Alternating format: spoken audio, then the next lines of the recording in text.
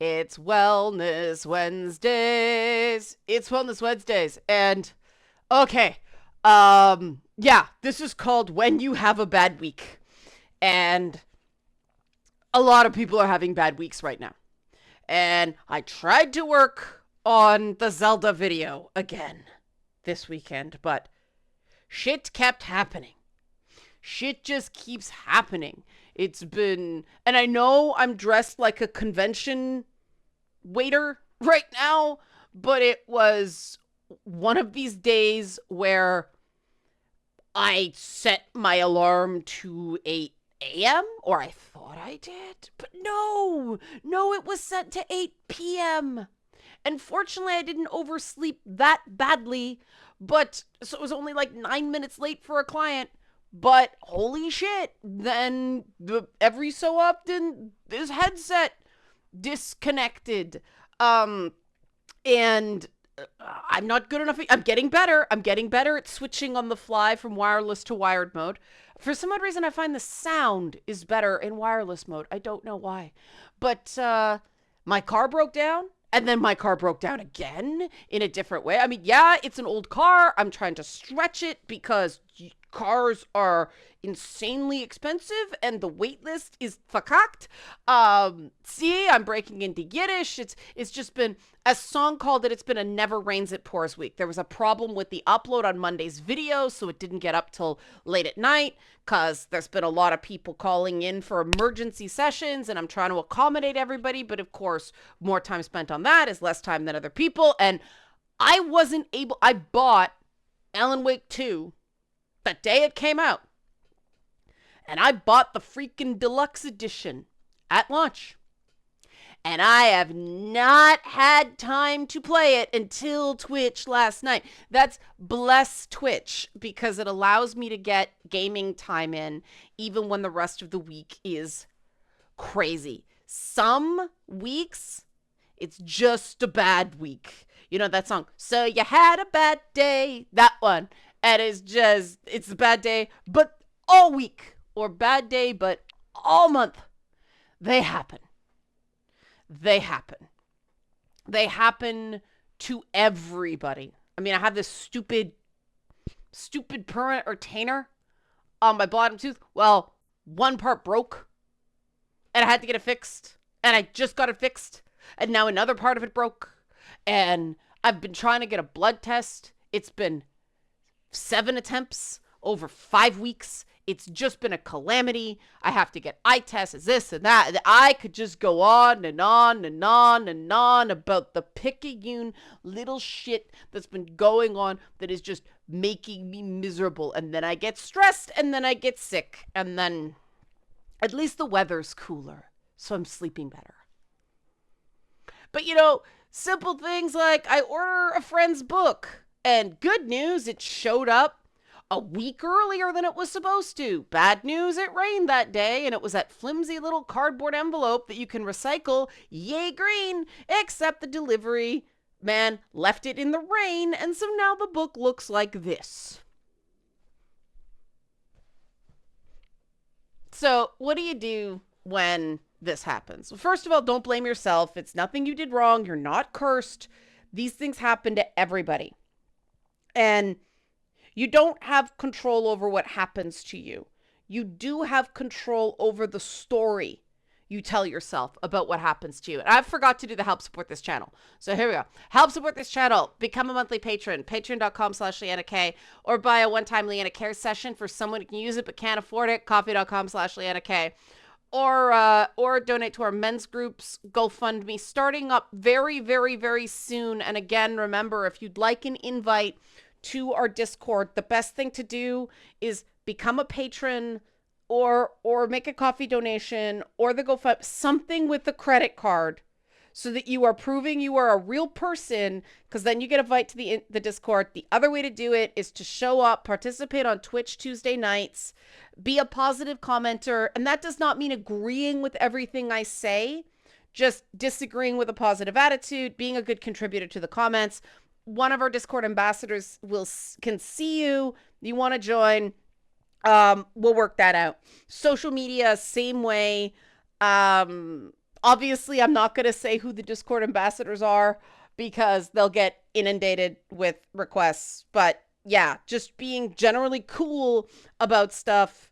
If you'd like an invite, there are many, many ways to do it. We're doing this just because quality control. I don't want to stress the moderators out with an inundation of trolls because, hey, let's get her. Because, you know, it's the internet. If you say, I like pancakes, somebody says, why do you hate waffles? Right? And there's been a lot of people struggling with that element. The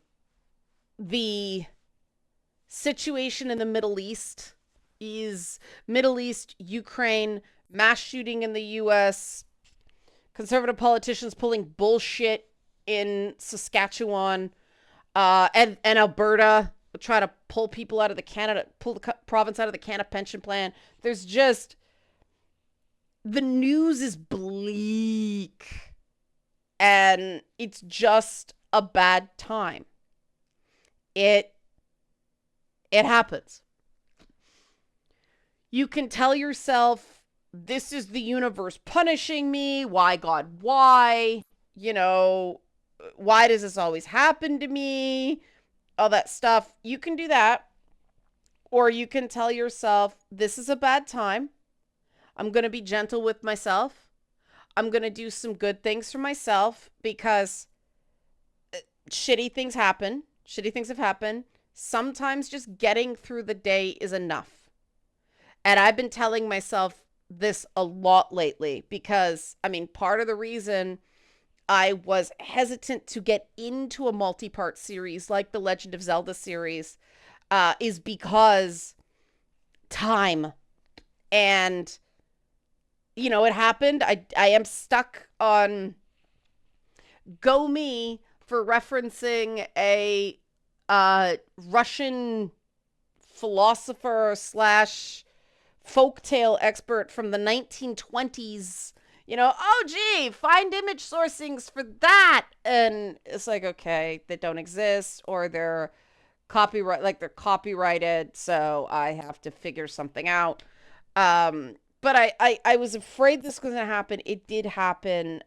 And because I, come from TV where, and, even radio, you got to get a show in week to week, no matter what. You can't just fill a hole. You can't just leave a hole. But you know what? Since I'm actually listening effectively, people are being really good about it. And there's something really validating about people asking, how's it going? And I'll tell them, well, this is the issue. That's like, okay, well, when it's ready, it's ready. I'm just really enjoying it. And that's the amazing thing about doing internet content instead of, legacy media, because people get it.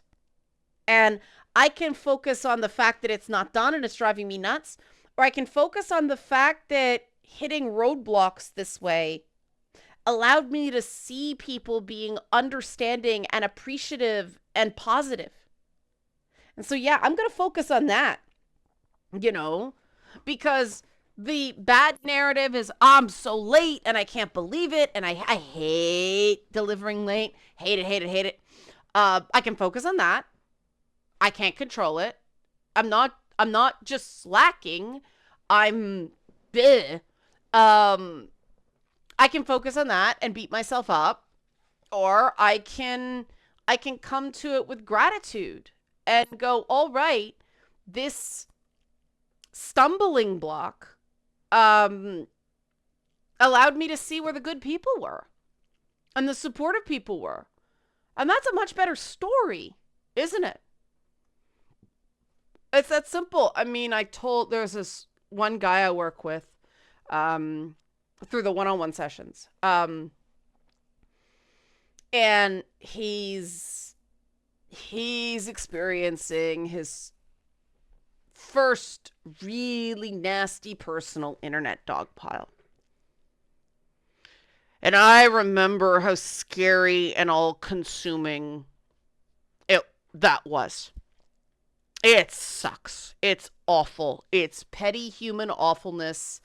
And part of the thing that is so maddening about those occurrences is they tend to be over something really stupid, and it very rapidly becomes not what the actual initial conflict was, but basically just a bunch of very traumatized people who are jumping at shadows,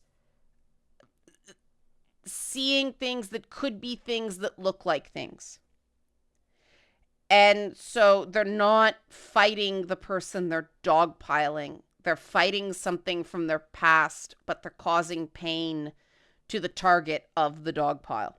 Now that doesn't mean sometimes people don't do shitty things, but I'm not talking about that. I'm talking about, this is a good guy who um it's one of those things where it's just a personal opinion, nobody knows for sure, and people just went bonkers on him partially because he defended a friend.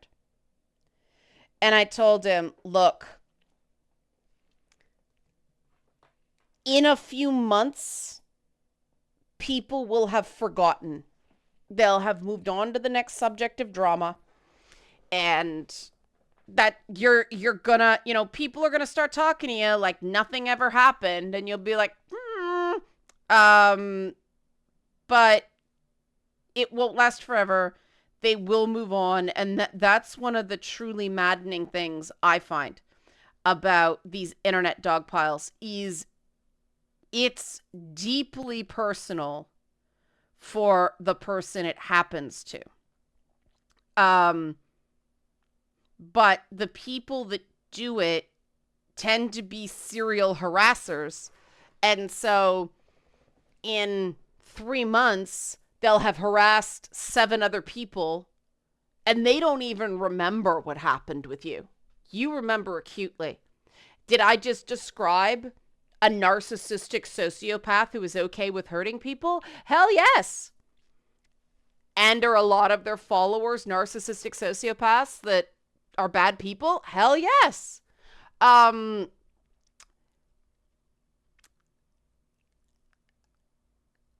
that is a reality of online, and we can't change it. We can change our framing on it. And so I said to him, because he's trying to figure out what to do with his content going forward. And I said, step back and really figure out why you're doing this. What are the core values involved in your work? And sit with those, figure out what they are, and we will craft a plan in accordance with those core values. When things are bad, always go back to the core values. Why are you doing what you do? And I mean, I deal with other people's trauma for a living, and it's the most rewarding work I've ever done. And people are like, how do you do it? How do you carry it? Because it's not my pain. It's not what happened to me. Like, yes, I can relate because I've had some horrible goddamn shit happen to me. And then people acted terribly when they found out, and that added to the shit. So I get it, but I'm not Spider-Man in that thing. I'm Ned. They're the hero. This is why I always say be the hero of your own story, not anybody else's. I am very good at processing, feeling with them, hurting with them, and going, this is their struggle. This is their burden. It's not mine. And that doesn't mean I don't care. Quite the opposite. It's just I'm the sidekick, not the superhero.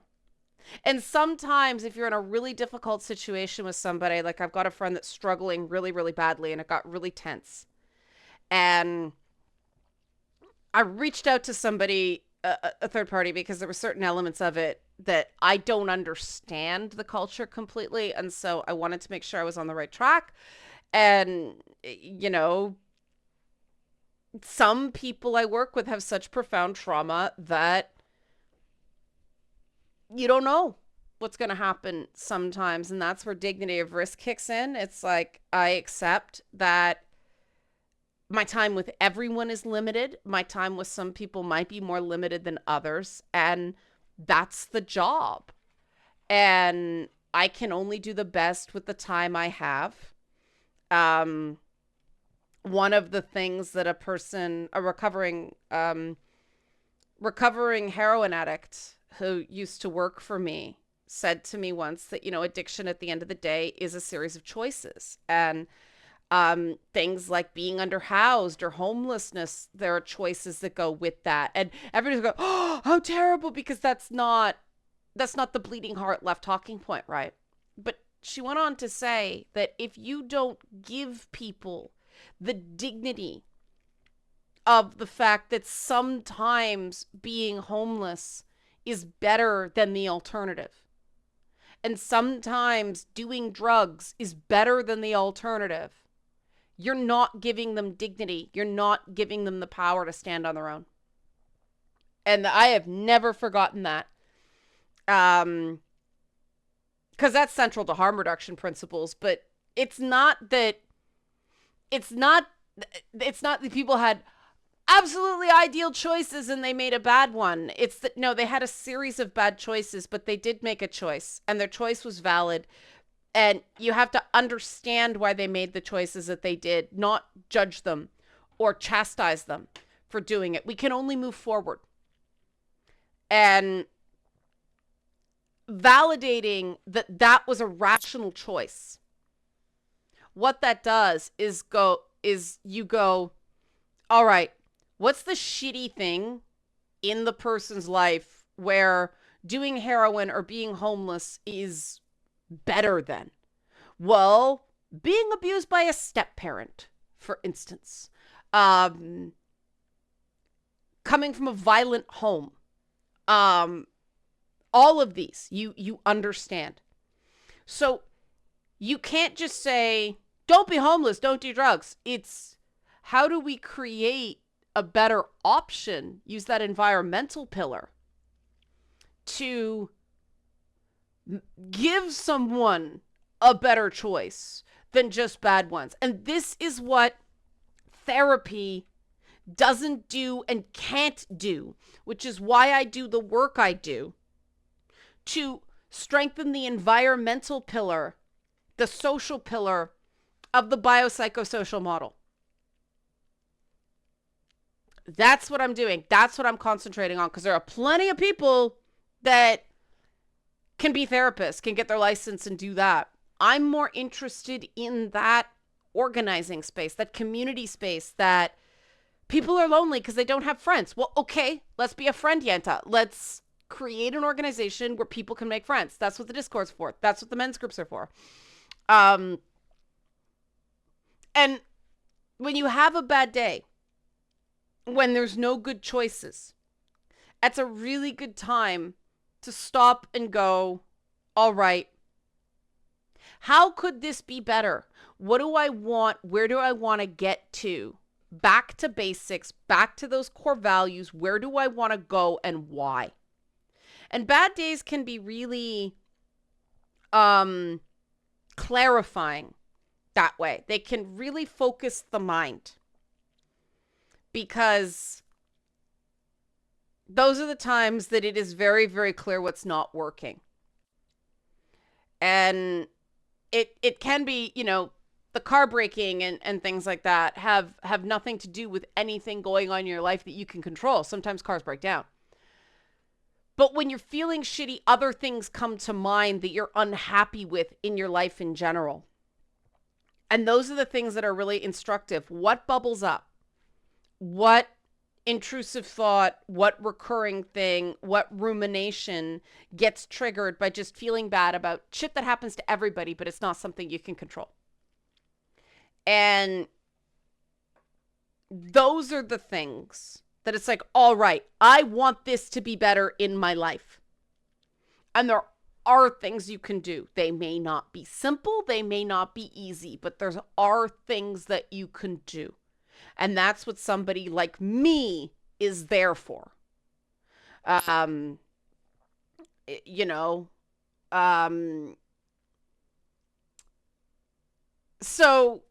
that's how you can turn a bad day productive, not good.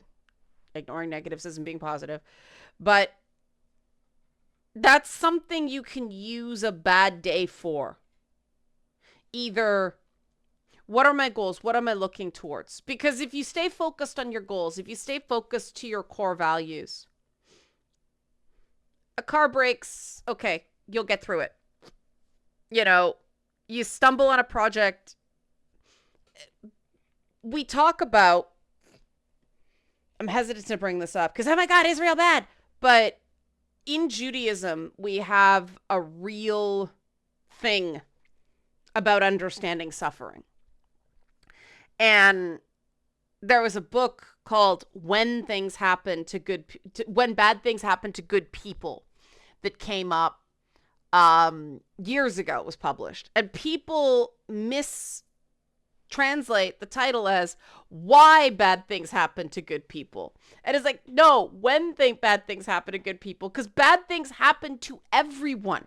They happen to good people. They happen to bad people. Bad things are a part of life. But what Judaism teaches about suffering is that suffering is an opportunity to let other people be there for you. Because there is a central premise in the faith, tzedakah. People mistranslate that as charity. It's not. It's obligation. If you see someone hurting and you can help, you have an obligation. You know, you have to meet you and your family's own needs. This is not an altruism thing. It's not. That's a Christian thing. This is way beyond Augustus Comte and all that stuff. If you didn't understand any of that philosophy mumbo jumper, it's okay.